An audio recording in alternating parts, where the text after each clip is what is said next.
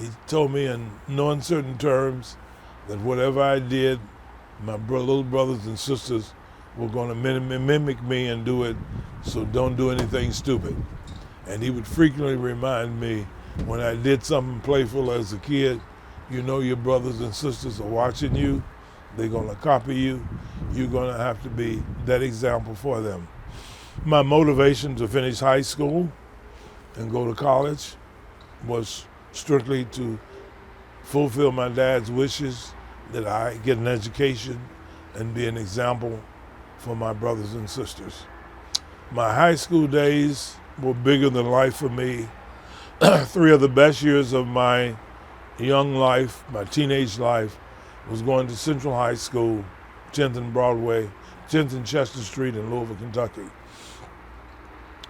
I entered Central September of 1953 after my older sister Mary Ann had graduated in June of 1953. My sister was the most influential person to me going to high school. She sit me down, she knew I was playful in high school, and I graduated from high school, oh lordy, in terms of grades, and that I liked to play, and I liked to have a couple crazy buddies that we did nothing but joke and have fun and make fun of school and have big fun and party. When I went to high school, she told me I had a reputation to keep up. She was practically a straight-A student. Teachers knew her as Mary Bacon, the smart girl.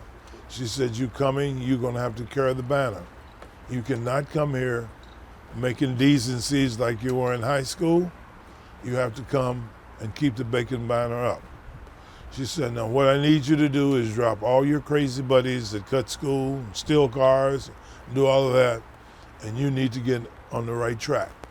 I want you to try out for the band. The drum major has just graduated. I want you to get into student council. I want you to get into special course. I want you to get in the Boys Glee Club, and I want you to make good grades and keep up my good name. I did exactly what she said do. I went out for the band. I became drum major for the band at Central High School for 3 years. I ran for student council representative. I became student council representative. My senior year, I ran for president of student council, was defeated by a landslide, but I'm still a member of student council. I was in the boys' special glee club. I sang first tenor. I was in the special chorus. I was a member of the Opera Society. I sang in the Mikado of the Opera. I was in the Modern Dance Society. I did modern dances with leotards on because no other boys would do it. I was master ceremony of the annual all high school talent show. Prior to me, they had paid a disc jockey, the top black disc jockey in town. They ran out of money. My band director ran the annual variety show, asked me did I want to do it. I said yeah, because I always wanted to be a singer, an actor, but never thought I could make a living doing it. But any opportunity I had to sing, dance, or perform, I took it. High school was bigger than life for me, so by my junior year, I was making enough money and had saved enough money. I wanted a car. I had a conversation with my dad about a car, because my buddy's dad had bought him a car. My dad smiled and looked at me and said, you can have any kind of car you want. I said, any kind? He said, yeah, you can have a new one if you buy it yourself. He said, how much money do you have saved? I told him. He said, you got enough to get a car. Me and my buddy went to a car lot and bought my first car in 1956. I bought a 1948 8-year-old Studebaker. They don't make them anymore, but it was my car to drive to school and to work my senior year. Having the car was bigger than life because only 5 or 6 of my classmates out of 300 or 400 had a car. But having a job in a car and working in a men's clothing store where I had an extensive wardrobe made me feel like a high success. So the girls reinforced that for you? Yeah, I did not have any problems attracting girls, but working with this Jewish family at a Dick's Men's Clothing store, They had a son the same age I was. And I used to listen to them tell the son, don't date the same girl. Date different girls.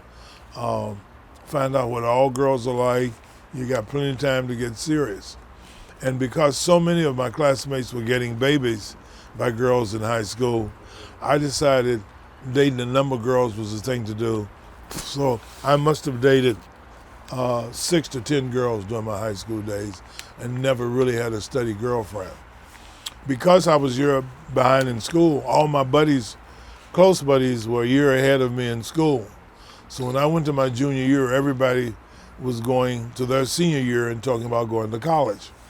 I did not have a lot of confidence in my academic ability, but I knew that the buddies I ran with that were going to college and one that was already in college, I didn't believe that he was as smart as I was. So I got my confidence knowing that I had buddies that I didn't think were as smart as I was who were succeeding in college, and I felt that I could do it. When I talked to my dad about college, he said he had no money to send me, but he said he was a numbers man. He could count better in his head than I could on a calculator. He says, get me a yellow pad and let's talk about it.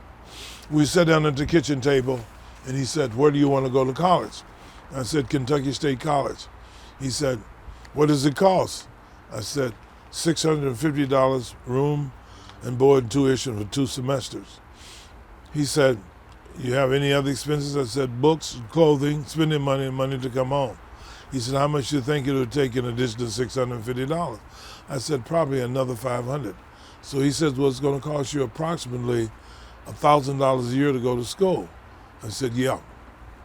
He said, how much are you earning on your job now? I said, about $100 a month. He said, what's 12 times 100? I said, 1,200. He said, can you do the same thing and go to college? I said, yeah. He said, well, what's going to be your problem going to college? I said, none. I did exactly that. I waited tables and bus dishes, janitor, worked my way through college. By my junior year, I was able to afford me a convertible Volkswagen and have an apartment off campus. Waiting tables. I had small businesses in college. And college, by the way, was 5 of the happiest years of my life. I went to Kentucky State, was 50 miles from Louisville, where I lived. It cost exactly $3 a round trip to get to and from school. Nobody in my family had ever been to college. I only knew about college from my buddies who were a year older than I was. I had no idea what I wanted to major in college. I didn't know what a major was. So I asked my best friend, I said, what are you majoring in? He said, business administration and accounting. I said, why are you doing that? He says, because I want to go in business and make a lot of money. I said, that's exactly what I want to do. I majored in business administration and accounting. That was supposed to be a hard major at Kentucky State because it was a teacher's college. Most of my buddies were majored in teacher education. At that time, I felt I hated teaching, and I never heard a teacher making any money, so I did not want to be a part of that.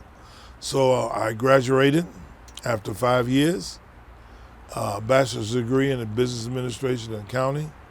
But those 4 years gave me not only an academic education, but the broadest social and economic education I had in my life.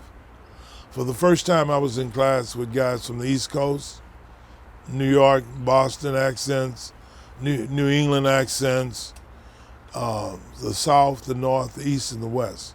I was dating girls from the South, North, East, and the West. And this whole new life opened up to me. After a year or 2 in school, I flew to Chicago for the first time. I've come in from a city with 200,000 population to one with 5 million was like a new world. I saw things that I had never seen, and I knew when I got out of college I was going to move to the city. I had 3 major girlfriends in college, 2 for long periods of time. Because I was not a good writer in college and not a strong academic student, my advisors advised me to always date upper class girls because I was older. I entered college at 19 years old. Most of the juniors were only 19, sometimes seniors. So on his advice, and he also advised me that since my writing wasn't real strong and I wanted to be a CEO one day and wealthy, he said CEOs don't write, presidents don't write. They have people that write for them. So it's nothing wrong with you writing your paper, taking it to your senior or junior girlfriend, have them edit and type it. You'll be fine if you do that.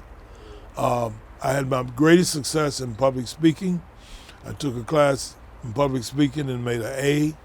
I knew, and my teacher told me after she read my paper, stick to speaking, Cuttie, stay away from writing. But I knew that at a young age I had overcompensated because I was not a great reader and didn't like to read. And someone told me, I don't know who it was, that you had to do one of the two very well. If you didn't read well and write well, you need to speak well. So I began to groom my speaking ability in high school, competed in I Speak for Democracy contest, was at the top of my school as I Speak for Democracy speaker, and I carried that over to college. So anytime I had the opportunity to do a speeching class rather than a paper, I always opt for it. I could always bank on an A or B if I got to speak, but if I got to write, it was difficult. College was fun for me. I literally got on a Greyhound bus and went to the college myself after meeting the public affairs director at the state fairground in Kentucky. He gave me a book. I went up and got an application, took it to my counselor at high school, filled it out and sent it in, and began to tell everybody that I knew at the beginning of my senior year that the next year I would be going to Kentucky State. I had not been admitted to Kentucky State. I didn't know how I was going to matriculate to there, but I had a gut feeling and a belief, and I was always pretty religious. Mother and Dad were always pretty religious. I believed my prayers were going to come through, and as luck would have it and hard work would have it, the following fall, I packed a trunk and 3 suitcases of clothes and headed for Kentucky State. This was in the 1950s, right? Yeah, September of 1957, I entered Kentucky State College. Now, I know this was also during the early and mid stages of the Civil Rights Movement. Did you encounter any of those challenges or getting into school at that time? Yeah, Civil Rights Movement was just peaking, just getting a good start. We had SNCC on campus. We had a couple of organizations. By my sophomore year, we were doing sit-in strikes.